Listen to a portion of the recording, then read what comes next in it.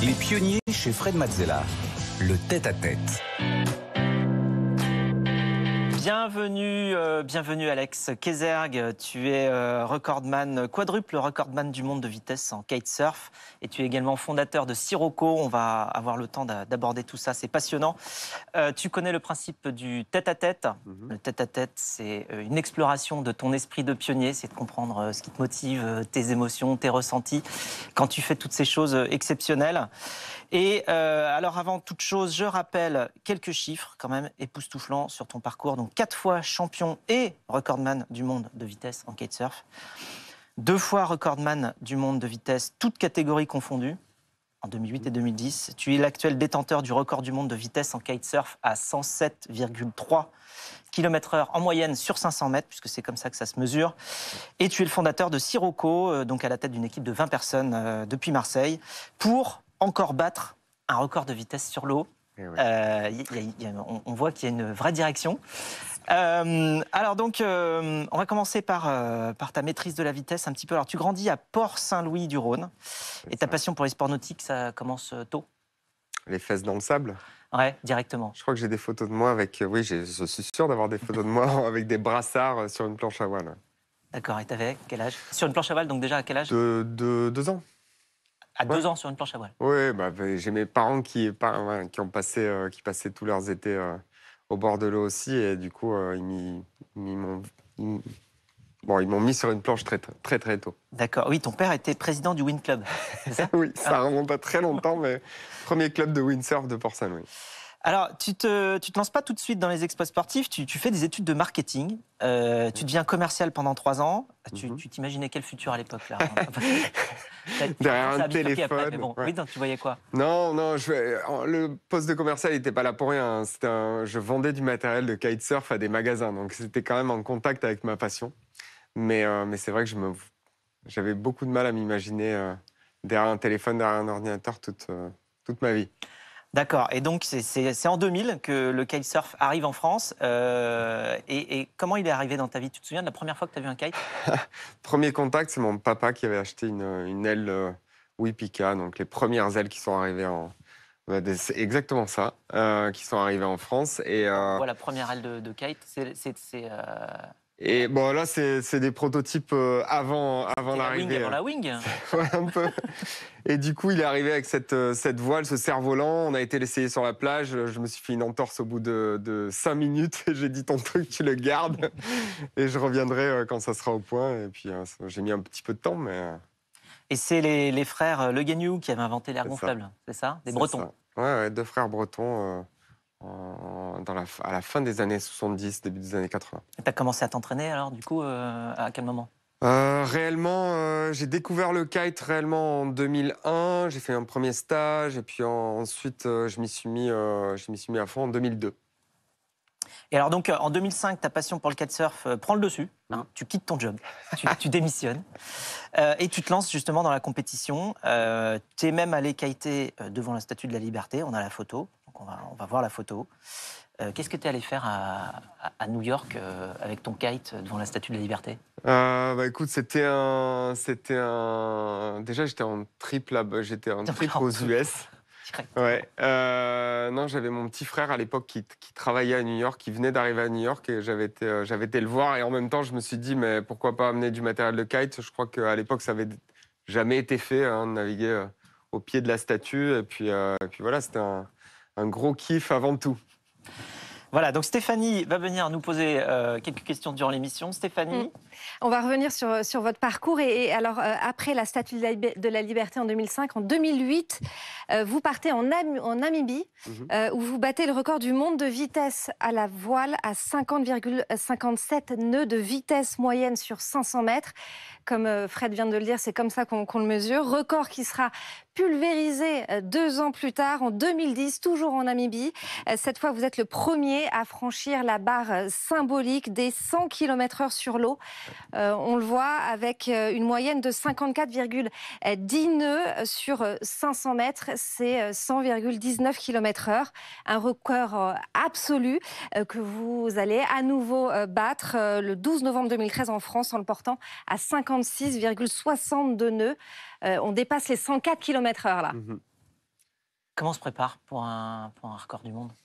On se prépare toute l'année, hein, comme un vrai sportif de haut niveau. Donc, on a une préparation en général en hiver où on essaie de travailler le foncier, le cardio, essayer de gagner en puissance. Et puis après, je passe énormément de temps. Je passais énormément de temps sur l'eau, justement pour faire ce qu'on appelle du spécifique. Donc là où on essaie de travailler plus la technique, on a aussi énormément de matériel à développer. Donc il y avait des planches à régler, des ailes à régler avec mon partenaire Kite, mon sponsor Kite. Donc beaucoup de travail, mais c'est vrai que quand on voit ces images-là, ça dure 16-17 secondes, et en fait, il y a une année de travail derrière, voire beaucoup plus si tu comptes. Oui, parce qu'en toute plus, il n'y a l'expérience. pas que... Enfin là, tu parles de l'entraînement, mais il y a aussi effectivement tout le matériel qui est très spécifique. Comment tu fabriques ton matériel? C'est pas du matériel qu'on trouve dans le commerce, c'est vraiment une planche et une voile qui sont faites pour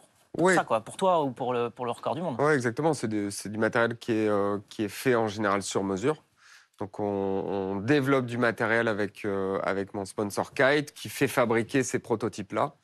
On teste, on voit quel est le meilleur, quelle est la meilleure voie à adopter dans le développement. Et puis, on fait énormément de réglages pour tomber sur l'aile et la planche qui sont faites pour... on sait que ça sera elle, c'est celle-là que j'utiliserai pour le record. En général, le jour d'un record, j'ai une planche, une voile.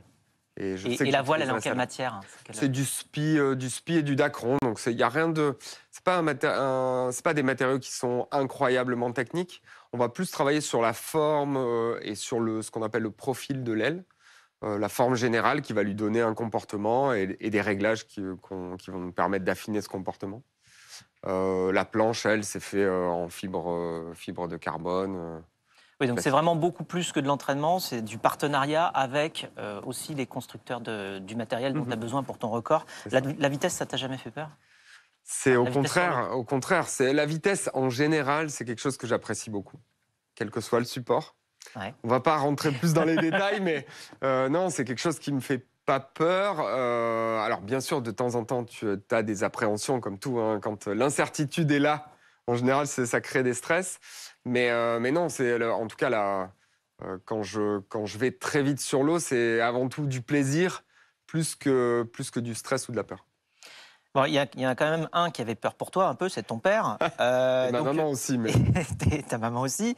Et donc, quand tu es en Namibie, ton père te dit reviens Alex, j'ai les mêmes à la maison. Hein, et donc, il te dit, il t'invite à embarquer dans un projet un peu fou, qui est celui de construire ton propre canal de vitesse au Salin de Giro. Ça se passe comment? Construire un canal de vitesse, raconte-nous les étapes, comment ça se passe? Ouais, au départ, on ne savait pas qu'on trouverait cet endroit dans les Salins, au cœur des Salins à Salin de Giro. Donc c'est en face de Port-Saint-Louis, de l'autre côté du Rhône. Au milieu des Salins, une zone immense dans la Camargue où on a trouvé... par chance, donc on voit mon papa à l'image là, on trouve un endroit, un étang qui est, au moment où on va explorer l'endroit, qui est complètement à sec. Mais on sait, en utilisant les moyens du XXIe siècle, hein, le GPS, Google Earth, on sait qu'il a la bonne orientation par rapport au Mistral. Le Mistral étant le vent qu'on privilégie pour s'attaquer au record. Mais au départ, c'est un peu chercher l'aiguille dans une botte de foin. Hein. La zone des Salins, elle est immense. Il faut arriver à trouver cet endroit. Donc, on le trouve. On va le visiter en février à sec. On voit que ça a la bonne forme. Et puis ensuite, il faut négocier avec les Salins, leur expliquer qu'on n'est pas des fous qui viennent envahir leur site industriel, mais bien qu'on a un projet sérieux. Et on fait venir un géomètre, on fait venir donc un géomètre qui va concevoir les limites du canal. Donc, pour rappel, c'est 800 mètres de long, 8 mètres de large, en gros 50 cm de profondeur. Donc à construire au milieu des Salins. Comment tu creuses ça? Là, on voit les images. Il y a une pelle mécanique qui suit en gros les plans du géomètre, hein, et qui essaie tant bien que mal de creuser ce canal. Donc au pied de la berge. Tu m'avais dit qu'elle était tombée dedans. Oui, elle est tombée dedans 2 fois. Le conducteur de la pelle mécanique est tombé dans l'étang 2 fois. C'est de l'argile, donc c'est très très glissant. Et ce jour-là, il pleuvait. Et donc, au moment où il s'est mis à creuser, en fait, la pelle, elle a tout simplement glissé dans le canal. Ils arrivent à se ressortir. Hein. Ils sont super doués avec ce bras mécanique là, mais donc ils sont sortis 2 fois et ensuite ils se sont mis à utiliser carrément des systèmes en gros des grandes plaques de fer qui viennent mettre sous les chenilles de la pelle mécanique pour qu'elle reste en place quand ils creusent. Alors le canal, il est orienté à 150 degrés par rapport au Mistral. Ça c'est secret normalement. Ah bah, ouais, ça doit pouvoir. Oui, mais ça doit pouvoir se calculer. Enfin, je sais pas. On doit voir la trace. Non, je savais pas que c'était une information confidentielle. Excuse-moi. Non. Et donc finalement, objectif atteint. Tu fais venir Sir Michael Ellison, alias Monsieur Guinness Book des records, pour mesurer 2 nouveaux records du monde. D'abord le 11 novembre 2013, 104,8 km/h, puis le 13 novembre 2017, 107,3 km/h. En fait, tu te bats un peu contre toi-même à chaque fois, non? Enfin, non, il y a quelqu'un qui te reprend qui reprend le record à un moment. Alors, pas entre les deux, mais avant, on s'est énormément bataillé avec Sébastien Catlan, qui était mon homologue français, et mon concurrent américain, Rob Douglas. On a tous les 3 eu je crois, 6-8 derniers records de vitesse en kite, et donc concurrence à chaque fois acharnée. Tu les fais venir à la compétition que tu organises quand tu fais venir le monsieur Guinness Pour la première fois en 2012, Rob est de la partie, Rob Douglas. Ouais, donc là, on voit qu'il y a des gens qui te tiennent, hein, parce que sinon tu décolles avec la voile. Là, c'est ça. Alors le problème, c'est comme je disais, le sol, c'est de l'argile. Donc quand on a les pieds mouillés comme ce qui se passe quand on finit un run, c'est une vraie patinoire. Donc j'ai besoin de personnes qui me réceptionnent à l'arrivée du run pour justement me faire passer dans l'étang d'à côté qui me permet de remonter en kite à la zone de départ. Et alors donc, en devenant le kitesurfer français le plus titré, tu deviens aussi un produit marketing. Oui.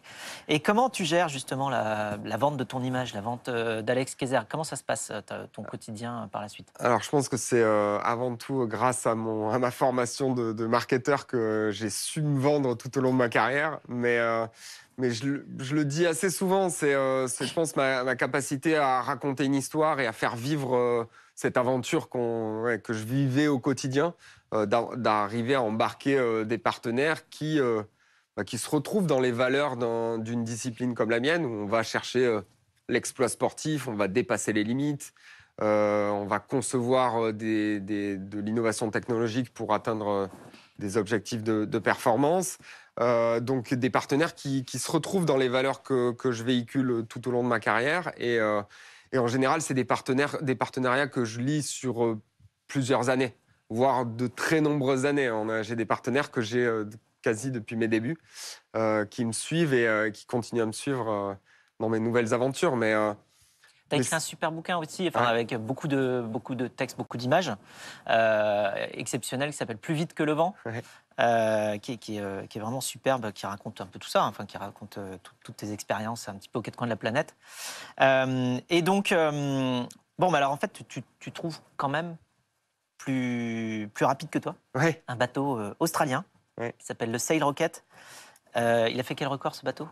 65 nœuds en Namibie en 2012. Ça, en kilomètres-heure, ça fait 121. 121. Donc là, il a rehaussé la barre de 107 à 121. Là, il met une grosse claque.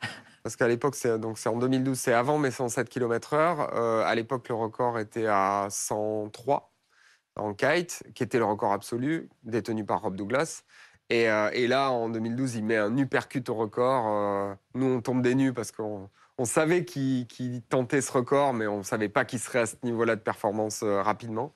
Et effectivement, il arrive avec un concept incroyable qu'on n'avait jamais vu dans la vitesse à la voile, et il pulvérise le record. Voilà. Et donc, du coup, ça te titille et tu as envie, c'est le moment que tu choisis, pour te lancer dans un autre projet qui allie ta soif de record et ton âme d'entrepreneur. Stéphanie? Et on est en 2019, vous vous lancez un nouveau défi, celui de rendre le transport maritime plus neutre pour l'environnement. Vous lancez le projet Sirocco à Marseille, une sorte de, on le voit, bateau capsule propulsé à 150 km/h, 80 nœuds à la seule force du vent grâce à un foil et à l'aile d'un kite. Et vous vous donnez une date limite pour réaliser ce record, les JO 2024. Ouais. C'est demain. C'est dans pas longtemps, ça. On va dire que c'est après-demain. Mais oui, effectivement, la fenêtre de temps, elle est courte. Mais on se dit que ça serait dommage de passer à côté d'un coup de projecteur comme ça sur Marseille, parce que en 2024, toutes les épreuves de voile des JO de Paris vont se passer à Marseille, donc ça va être un petit peu les JO de Marseille. Ouais. Et c'est une date qu'on aimerait bien, avoir pour établir un nouveau record du monde de vitesse. Alors, on avait Tony Estanguet il y a quelques semaines qui nous parlait des JO. C'est fabuleux ce qui se prépare. Ça fait 100 ans qu'on n'a pas eu des JO en France. Les JO d'été. Alors, donc, comment ça t'est venu l'idée de fonder une start-up j'allais dire de porter la casquette d'entrepreneur, mais en fait, tu es déjà un entrepreneur. Enfin, on le voit, comment tu as architecturé, structuré le record du monde. On voit que tu as tout pour tout l'entrepreneur, c'est-à-dire que tu fais avec tout ce que tu as autour de toi. Ouais. Donc là, cette fois, c'est entrepreneur, mais avec une société, avec une boîte, et donc créer cet incroyable bateau capsule. Alors pourquoi la forme d'une start-up ? Au départ, j'aurais pu créer une structure qui aurait pu développer un projet d'événementiel sportif, un peu comme ce que j'avais fait tout au long de ma carrière finalement. En embauchant des gens, en développant un engin comme celui-là, comme notre Speedcraft. On aurait pu faire ça. Et en trouvant des financements auprès de sponsors qui allieraient leur image à notre projet. C'était effectivement une petite idée de départ, mais finalement de se dire OK, on va développer énormément d'innovation, on va défricher, on va créer, on va innover. Pourquoi ne pas essayer de capitaliser sur toute cette innovation finalement, et peut-être certaines en faire des produits qui pourraient aider à la décarbonation du transport maritime.